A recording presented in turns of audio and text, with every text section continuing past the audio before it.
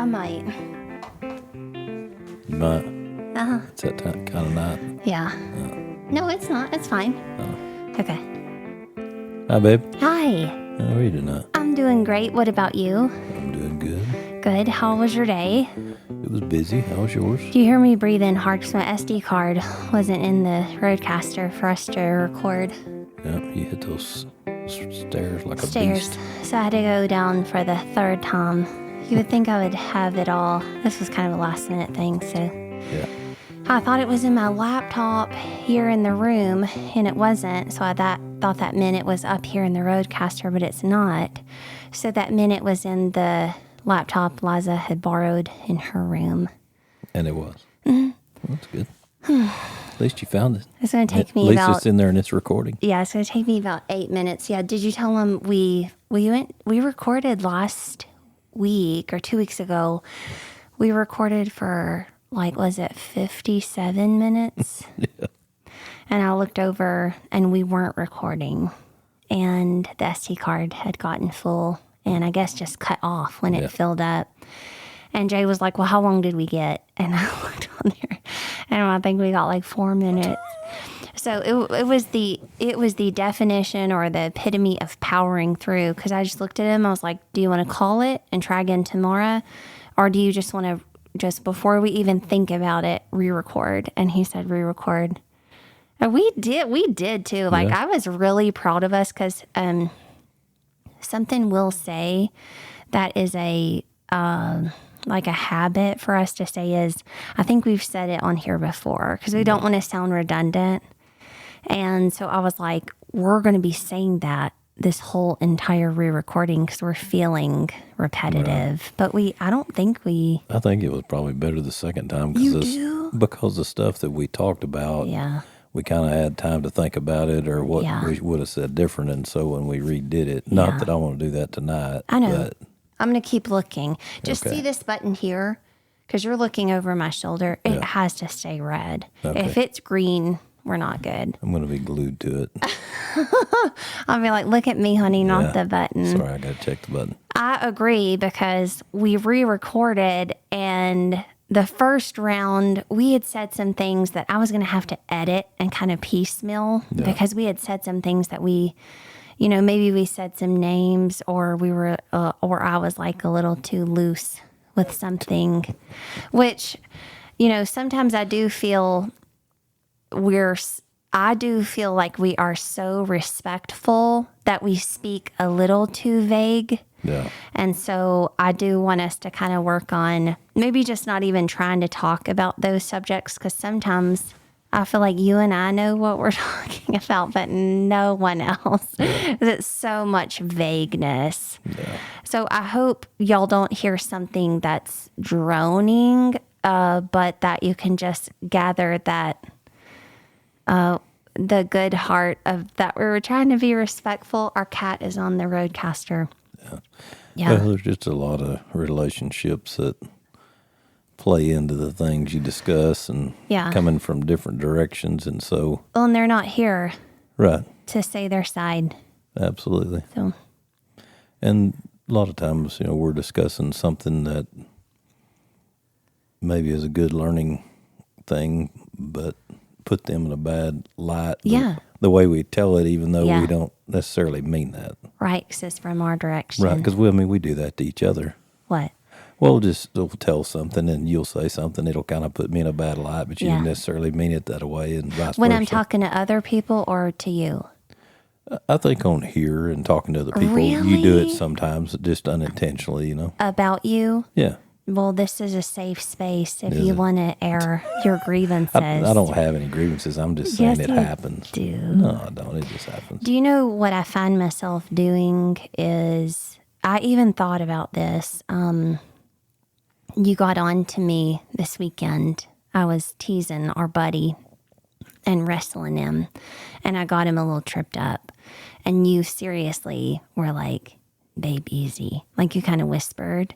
And I looked at you like, I would never harm him.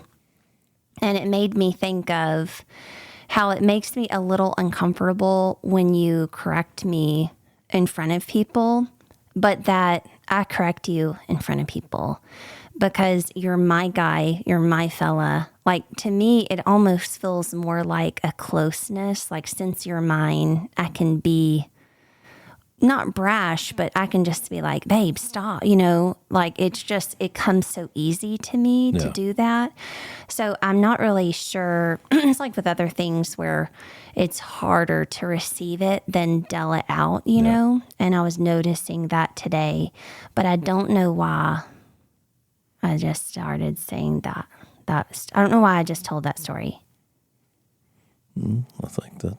Like, where did we start? I mean, Well, you were talking about how I put you in a bad light. Yeah, that's how we got started. I think what got your train of thought that way was just talking about how we put, sometimes even inadvertently, you say something and it puts somebody in a bad light, even though you weren't really thinking that. I think what I was trying to explain is, like with anyone else in our lives, we kind of use not a kid glove, but like a sensitive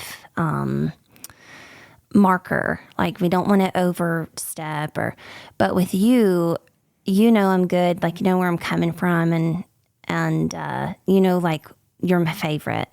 And so I get a little lax and lazy in that kind of stuff. Right. And so I try to uplift you in front of others, but sometimes I just call it like I think it is because you're easy. Yeah. Do you know what I don't know how to explain that. I do. Okay. And there's times too, just like within that you maybe think I mean something, and you're taking it like I'm fixing to say something, and you're cutting it off just like you're talking with Randy. I've been in that headlock before, and I know how it can go. And right. I just didn't want anything to happen. Yeah, I totally understand. Just a little nervous for Randy. Oh my gosh. And they were all we had like 10 of us in Amarillo, and they were all begging me to do it again. And one of them pulled out their phones. And I was like, I didn't even mean to do it the first time, much less do it again. Yeah. That's my bud. Yeah. I love them. We had such a nice time, you guys. We went to Amarillo for the Ranch Rodeo Finals. And I want to say, do you think that if we've been married 7 full years so far, do you think that was our 7th year to go together? I don't remember if we went the first year or For not. real? I think we missed 1 year because it was dry and we couldn't go. I don't remember if that was the first year or the second year we were married, but I think we missed one since then. And before we were married, is that something that you did every year? I tried to do every year, but the same thing there. Sometimes we were planning week and it didn't work. I think I've probably counting the one time that we've missed. I've probably missed maybe 4 other times. So I've maybe missed 5 times since, I would say, probably sometime in the 90s. I don't know. Or for real? Yeah, I've probably been at least 20 times probably. 20. And is it something that you would do alone or with your spouse? Alone. Alone? Yeah. Huh.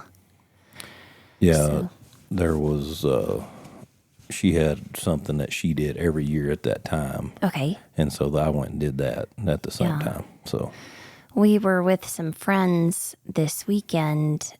We knew our friend, we knew her, but we met her new boyfriend. Yeah.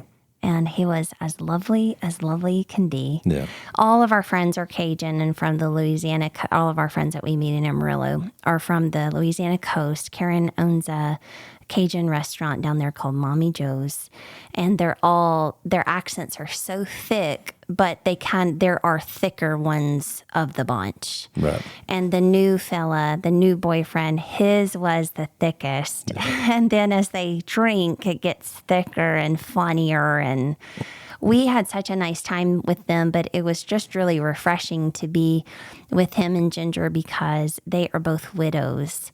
And I know that's an odd sentence for me to say, we're so glad. I just mean a lot of the things that they wanted to talk to us about their experience with each other. Brian had been married for 47 years before he lost his wife and is now with Ginger. And they just have a wonderful relationship. And so just talking about I guess, love after loss, where theirs would be the losing of a spouse, and ours would be a divorce. Yeah. But it was so similar. Like every time they were talking, we were just like leaning in, like we knew we could relate to it so much. Right.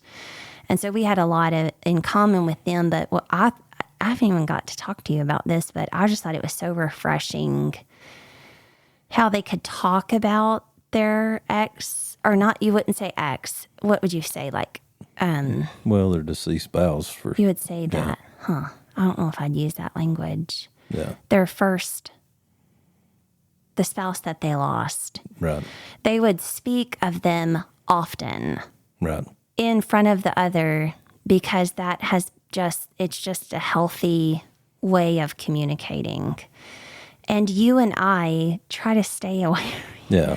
We try to stay Well, I don't think we do as much now, but as we used to. for the first 3 to 5 years, it progressed, probably got It better. was a hot button. It was a hot button, and Just so 'cause we it's a completely hot stayed. button. It is, yeah. Yeah. You just stayed away from it. Yeah. And so I think something we gleaned from the weekend was that can be healthy. Yeah. Even though, like we said, theirs is different. I just thought it was neat that they were so fresh in their relationship, and that they were both so free to talk about it that you could tell it didn't bother the other one at all. And they had only been together for like a year. Yeah. Where for us, it was probably Yes. of course, I understand too, it's a different Sure. situation, but Yeah. I thought that was really unique.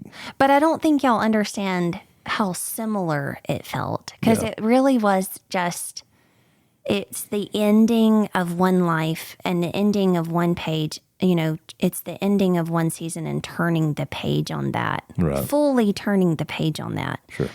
And I noticed that too. And I was just so enamored by the emotional maturity by both of them. Right. I really just, that emotional maturity was just so easy to be around. Well, I think the finality of what happened to them Yeah. probably makes it easier to transition to someone versus, as far as that relationship, not worrying about it versus Yeah. somebody you're getting divorced from. For sure. Yeah.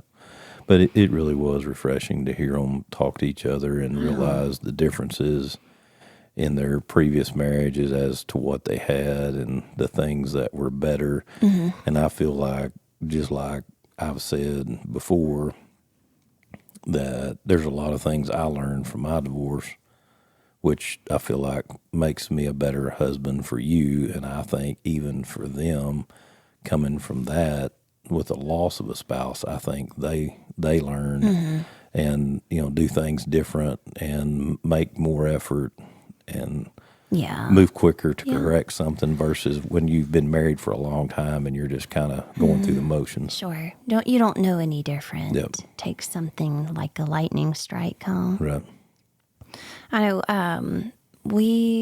when Cam was in, which we'll talk about that in a minute, but Liza needed a dress that was here at the house to get to Dusty's house before we all headed down to Fort Worth for the weekend. Well, it was pouring down rain, so Cam and I called Dust and I asked if he could meet us and exchange the dress instead of us going to his house. It just tacks on another 20 minutes, So he pulled into the gas station. We pulled next to him.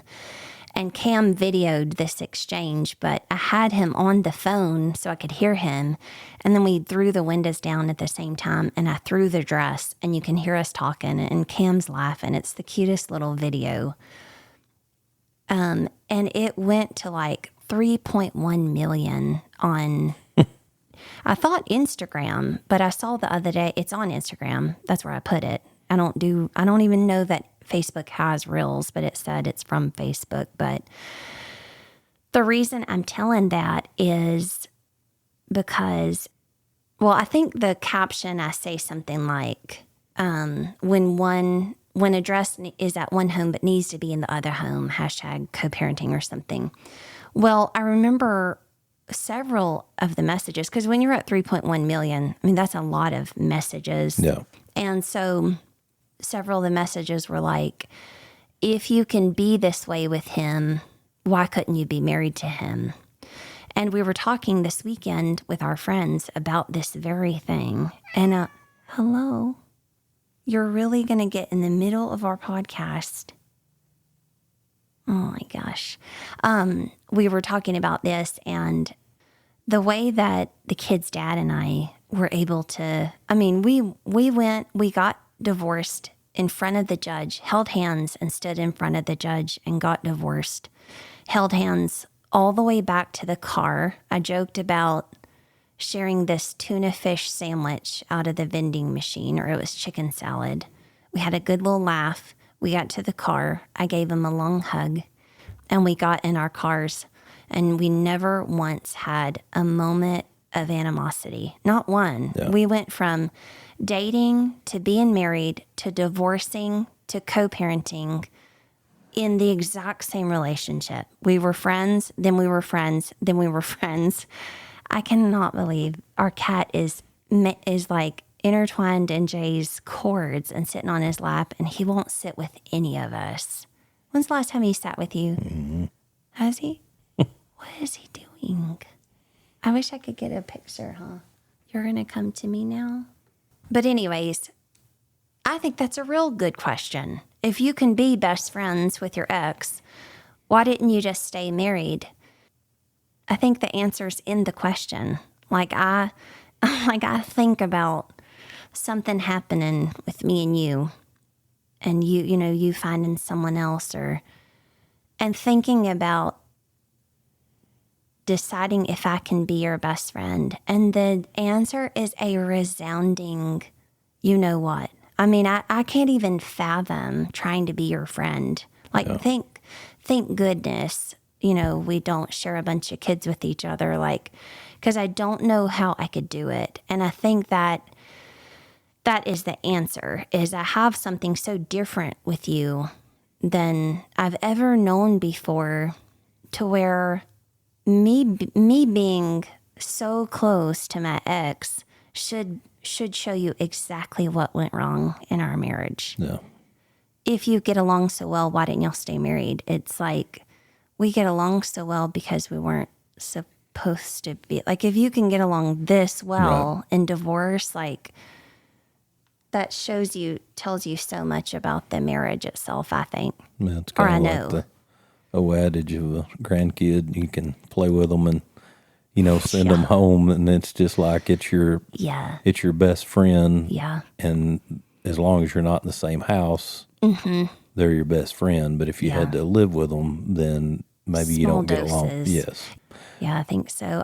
In your situation, that's what I feel like. Because, he is a super, super great guy and a great dad. It just didn't work out to the point for just to be friends, didn't. Yeah. Well, and, we're renovating the home, and I noticed those things too, is like you and I, we're not real good doing that, renovation jobs. You and I are assembly. You and I aren't very good at doing that together because we have so much skin in the game.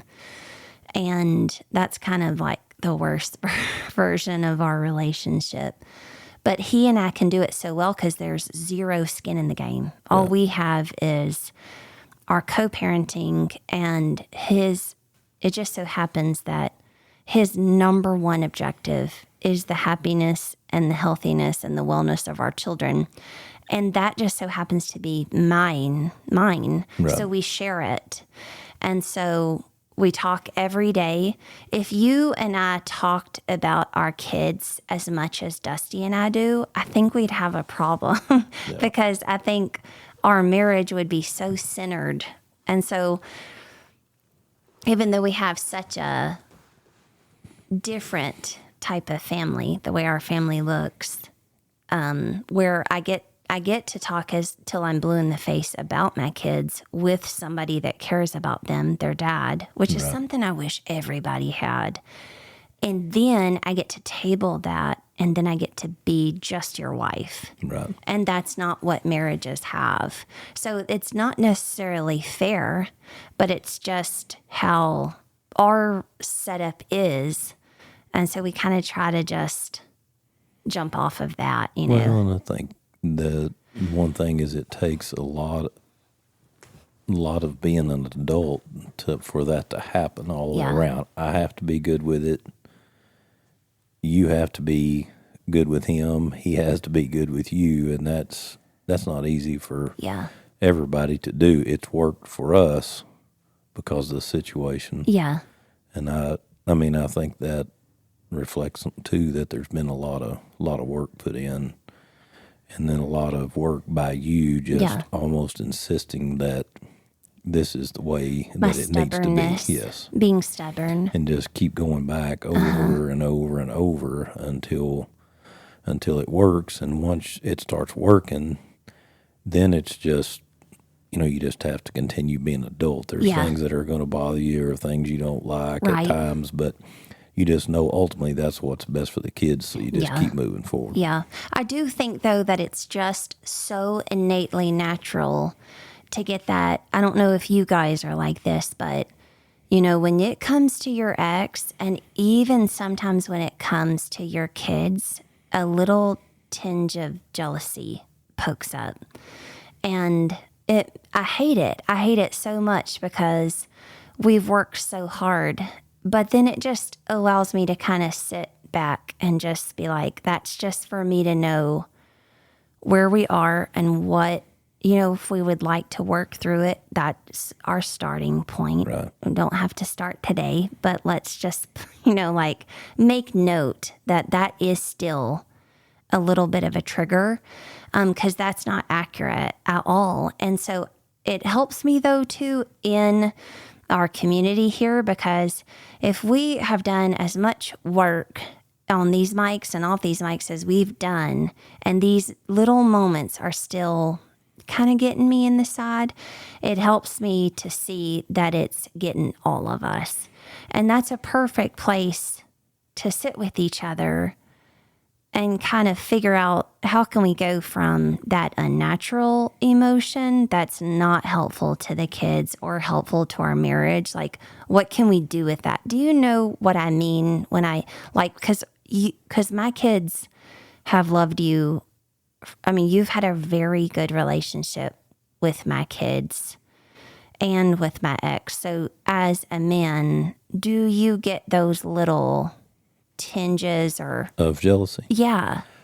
At times I would say yes. And I mean, on both sides. I mean, from you and your ex-husband and for the kids, like if you feel like everything's going great with one, and then all of a sudden you get dropped for dad, at times it just hits wrong. I mean, it's very rare, but I mean, I have felt that, and the same with you. But I also see that from the other side is that if I see you getting jealous, then I know how much that I mean to you. Oh. If you're getting jealous over something little like that, I'm looking at it like, really? Well, she's still 100% bought into this deal, and vice versa. If I'm getting jealous, like you have to know that I care enough that. But going back, well, first, that's nice to hear. Like, I'm glad. And I am going to try to take that on. Like, I'm going to think that when you do it. But isn't it crazy, though? Like, you'll kind of be dealing with your kids and their mom and a situation over there. And my mind will try to make it all about me. And, like, there's one thing for certain that situation doesn't include. It's me. Like, I am 0% a part of anything going on. I'm 0% a part of, like, why it's happening or how it happened or what's being said. But my mind will try to get that number from 0 to 100. Right. I think that's really interesting. It is. And crazy pants, right? Right. Do you ever feel that way? I'm going to say I have in the past. Just not recently. Just not recently. I just think it's changed so much from your marriage and the way that I perceive it. There's a lot more communication. There's a lot more time spent together than vice versa. Yeah. But I will say in our marriage, I feel like the more that we step back away from whatever the situation was between you and your ex-husband, me and my ex-wife, an issue with a kid, the more that we stepped away from it, I think the easier things got and the easier it was for us to get through those situations where when we started, if I was included, it would be heightened for me to give my input on it and vice versa for you to give your input. And, you know, it just caused a lot of strain there to where, because I did things different, you did things different. You handled them one way, I handled another. Right. And we figured out over time that it all worked out. Just kind of back off and let it happen. Take yourself, like, your mind is trying to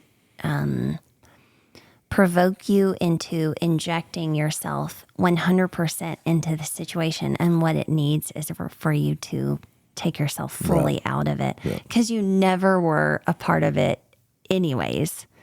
But I guess acknowledging,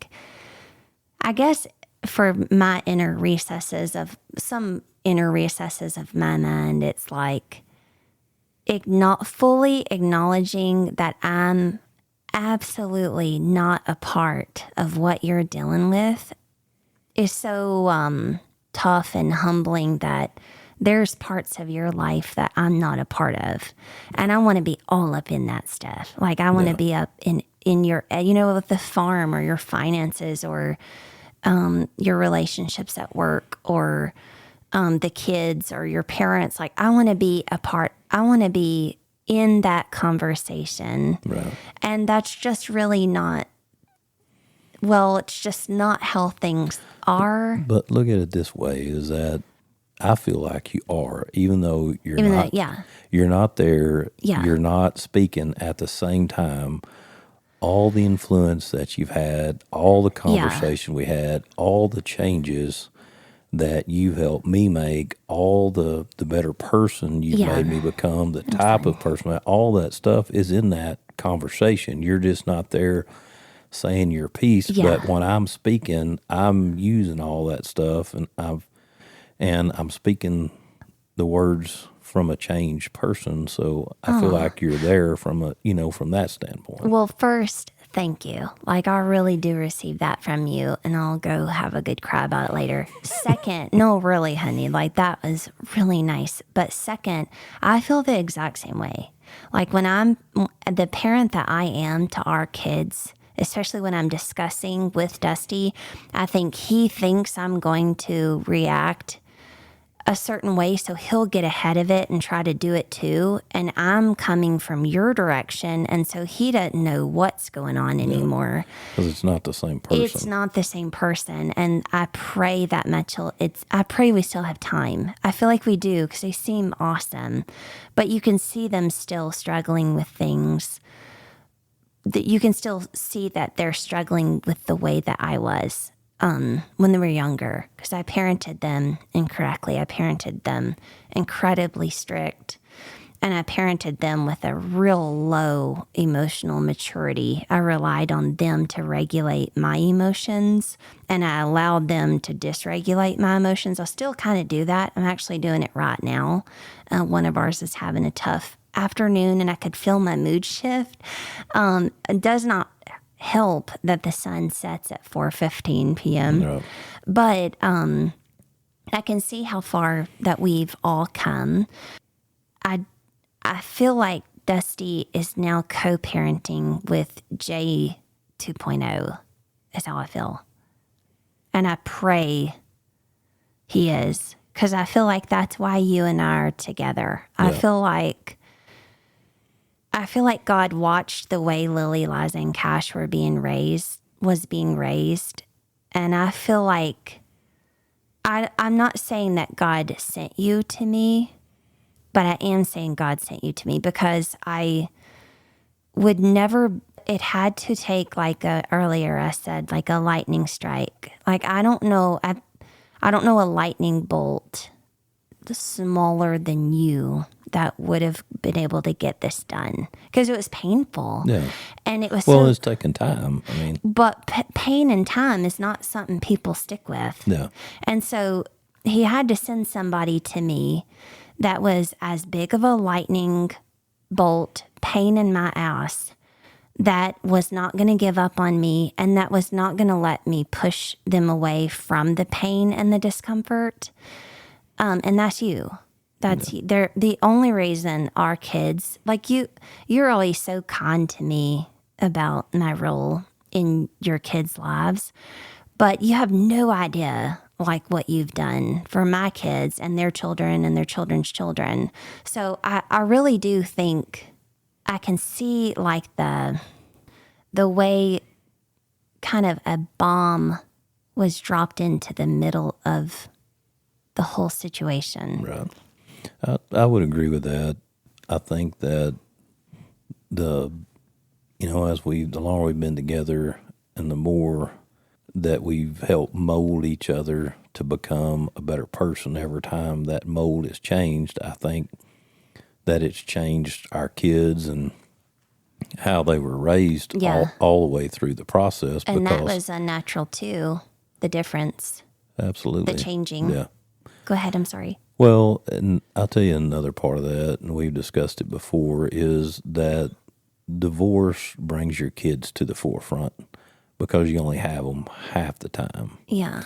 And so you get more focused on that, especially on the front end, because you're so worried about what's going to happen, and it kind of heightens all your parenting and causes part of those problems because if I'm parenting one way, you're thinking, well, that's going to affect how my kids are going to act or what they're going to expect because, you're coming at it from a different angle. And I think after you move further along, you see that, hey, that affected them positive or it wasn't as negative as I thought. Sure. I actually like that. Yeah. And so, and that's just all trial and error. And that's where the time comes in and getting past the arguments to be able to realize it. And it's probably even on our earlier shows, but I mean, there were so many times where I would be just screaming at you, like honestly screaming. I was batshit crazy back then. Like, how dare you allow, your kids to get away with so much while they're watching my kids get away with nothing? And the answer was neither. The answer wasn't let him get away with nothing or let him get away with everything. It was somewhere in the center. And it felt, it took the two of us, like, what is Bob Goff? Like, you have a front row seat to each other's lives. Right. If you could just figure out a way to humbly listen to each other and the grievances that you have with each other. And I feel like you took some steps towards me and I took some giant steps towards you because ultimately I like how you parent better than I was parenting, I think the main thing that I would take away from it is you take the pieces from one another. And I think the key part you mentioned there was just being humble and being able to be open to looking at it from a different direction because keep an open mind, huh? Yeah, and it's hard to do when you're in that situation and you got a kid that's unhappy with a change that you maybe haven't seen for a week or longer, and it's hard to stick with it at times. Right. But I think that's having the humbleness, but also having a partner that holds you accountable. Yeah. Well, I think it's really hard it's one thing to, like, if you have a personality like yours, where you don't like to ever really ruffle feathers, you don't really have a need to, I don't know, when stuff goes a little different with your ex, you don't have really a need to pick up the phone and right the wrong. No. I mean, not even like that year. Like, you might get to it in a couple of years, but I think something that is tough for me is you do not need to be like, I don't even know how to say it, honey. Like, if somebody wants to think wrong of you, let them. Or if somebody kind of takes from you, you're like, let them. Like, that's on them. Like, that's between them and their God. That, not that you say that. That's kind of how it seems. Yeah. And I'm so protective of you that I want to, like, I'm not going to do it because I know better. Like, I would never put drama in a situation that you've kept drama free for 8 years. However, I need you to make the phone call, and that's not right either. Yeah. But it is really hard for me to watch you. But of course, I only know your side. But it is really hard for me when I feel like you're being taken advantage of. No. But you're good. No one's harming you or taking from you or anything. But I just kind of get really protective of you. I just feel like that from that standpoint, it goes back to the old saying that everything always comes out in the wash. I mean, we found that through our whole relationship. That I need it quicker. Well, I do. I understand that, but it all comes out in the long run and works out the way it's supposed to. And you can still do all that and, maintain who you are and not have to. Yeah. But see, I think that's why, like, you'll hear so many people say, I was best friends with my ex until she came along, until that ex gets married, and then it changes everything. And I think that's what you attribute it back to, is even if that person has like more like a docile personality when it comes to that, because you simply just don't want to deal with it, Yeah. And then I come along and it gets me good. So I want to either stand up for you or beg you to stand up for yourself and care about it. When you say get by it and get by it and just go on. Yeah. And I'm like, no, let's go back to that and let's talk about it till we're blue in the face. And then I need you to make a phone call, and then this is what I need you to say. And that's why I think that things can be good in co-parenting until the other spouse comes, because that the new spouse doesn't have all of the other tools that the current one does to just get by it, Well, and she hadn't had the time to be in the game. No. And it still has to be the right person. But I've been in the game and it still gets me. Yeah. So I'm saying, like, say I just showed up, we would be in so much trouble. Yeah. If I was just learning all of what we've learned for the past 8 years, so you can see how it's all happened exactly the right timing on all of it. I was so scared to even marry you because I felt like you were going to stay out of court with your ex, but I was going to take us back to court by something I said. Yeah. And I had trained this friend, had been her personal trainer for years, and she had gone through devastation with her spouse's ex, with the cops and custody and just awful things, kids recording their conversations and turning them into the lawyers. And so I came kind of, what do you say, ready for bar, or how do you say it? Loaded for bear. Loaded for bear. Yeah. I came loaded for bear because I thought that was